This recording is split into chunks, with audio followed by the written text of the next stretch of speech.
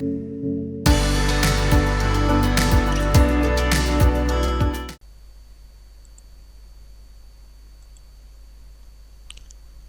ខេសួស្តីបងប្អូនទាំងអស់គ្នាហើយវីដេអូនេះខ្ញុំនឹងធ្វើការបង្ហាញអំពីពេលដែលយើងបើកកុំព្យូទ័រមកគឺវាអត់អាច boot Windows របស់យើងបានបាទអញ្ចឹងដូចបងប្អូនឃើញនៅក្នុង message របស់យើងអញ្ចឹងណានេះវាចេញអញ្ចឹង non system this or this error replace and strict any key when ready អញ្ចឹងមានន័យថាកុំព្យូទ័ររបស់យើងគឺវាអត់ស្គាល់ Windows អូខេអញ្ចឹងខ្ញុំនឹងធ្វើការបង្ហាញជូនជាក់ស្ដែងតែម្ដងអូខេឥឡូវកុំព្យូទ័រខ្ញុំគឺប្រភេទ HP Z400 បាទអូខេអញ្ចឹងខ្ញុំចង់ធ្វើការបិទនៅប៊ូតុង power សិនណាខ្ញុំបិទមួយសិនមកដើម្បីធ្វើតេស្តបងប្អូនមើលបាទអញ្ចឹងខ្ញុំនឹងធ្វើការបើកម្ដងទៀតតើវាចេញ message បែបណាឬក៏វាចេញ message ដដែលឬក៏យ៉ាងម៉េចបាទអូខេឥឡូវខ្ញុំចាប់ផ្ដើមធ្វើការបើកម្ដងហើយយើងមើលមកកាន់ monitor របស់ខ្ញុំអូខេសូមរងចាំបន្តិច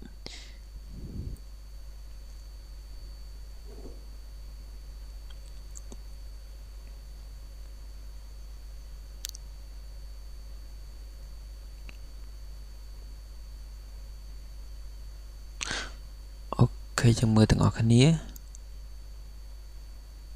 នេះបាទ message គឺវានៅដដែលបាទគឺវាចេញ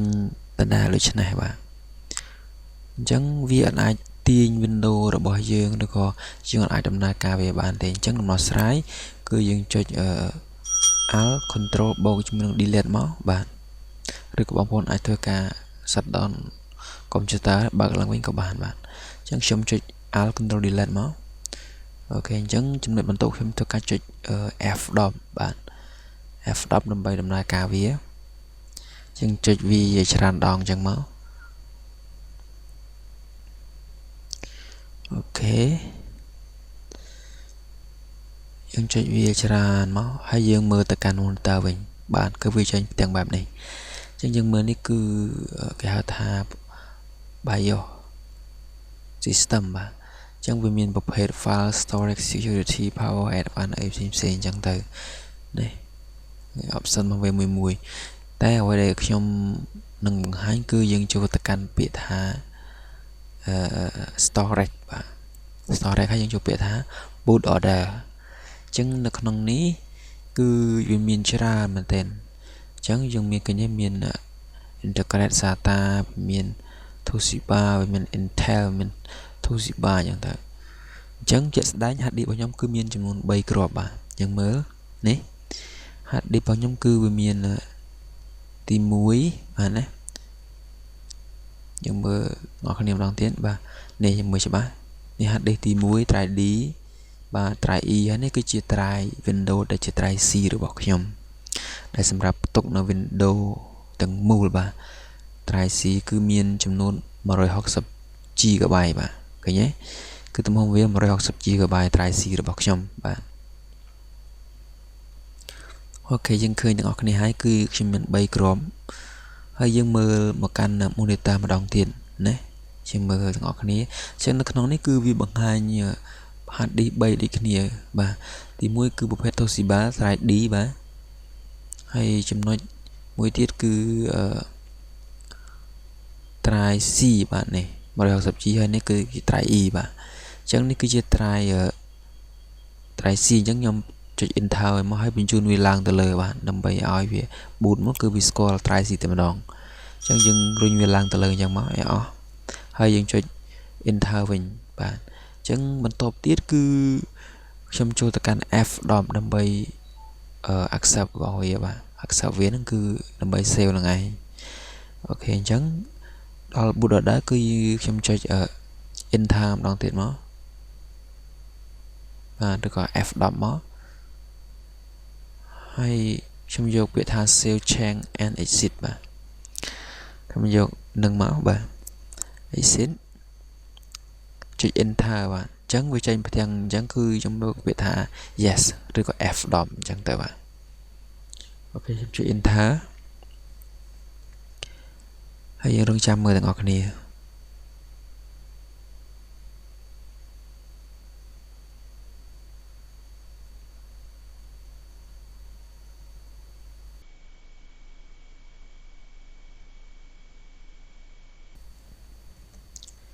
ok dương rong chạm viên tích ok ông vẫn bật ngọc ní ok dương vô bị tha start window normal đó normal lý và ok chẳng vì cái vùng ta tin cho nó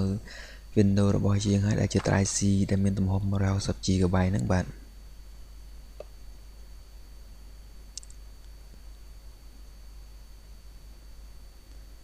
ok welcome bà chẳng cá thưa rồi bóc trong cứ vì tụi bạn chọn cháy mà chẳng cái việc tôi ca plap đồនៅ option វាគឺវានៅរកពេលដែលយើងបើកដំណើរការគឺវាចេញធម្មតាបានហើយគឺជា try របស់ខ្ញុំទាំង3យើងមើលណា try C ហើយ try D ហើយនិង try E គឺខ្ញុំមាន 3 try ហ្នឹងបាទអូខេខ្ញុំបិទចោលខ្ញុំចាប់ដល់ធ្វើការ restart មួយដើម្បីបញ្ជាក់ជូនបងប្អូនថាយើង restart វាចេញ message ដូចមុនឬក៏វាទាញចូល Windows Direct តែម្ដងបាទអូខេឥឡូវខ្ញុំ restart វាមួយសិនហើយយើងរងចាំទាំងអស់គ្នា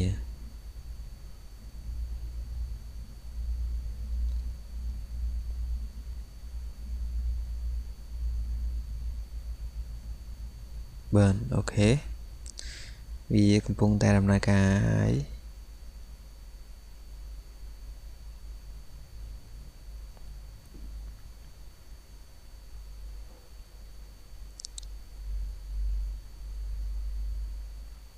អូខេអញ្ចឹង starting window អញ្ចឹងការធ្វើរបស់ខ្ញុំគឺវាទទួលបាននូវជោគជ័យពិតប្រាកដមែនបាទអញ្ចឹងបើសិនជាបងប្អូន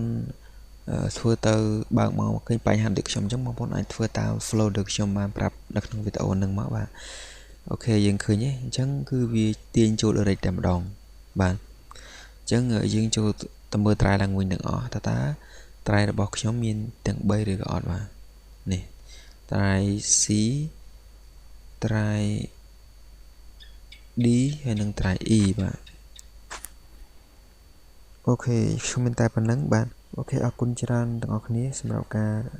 ទស្សនានៅវីដេអូរបស់ខ្ញុំសូមកុំភ្លេចជួយចុច Subscribe អ្នកមួយផងអូខេយើងនឹងជួបគ្នានៅវីដេអូបន្តទៀតសូមអរគុណ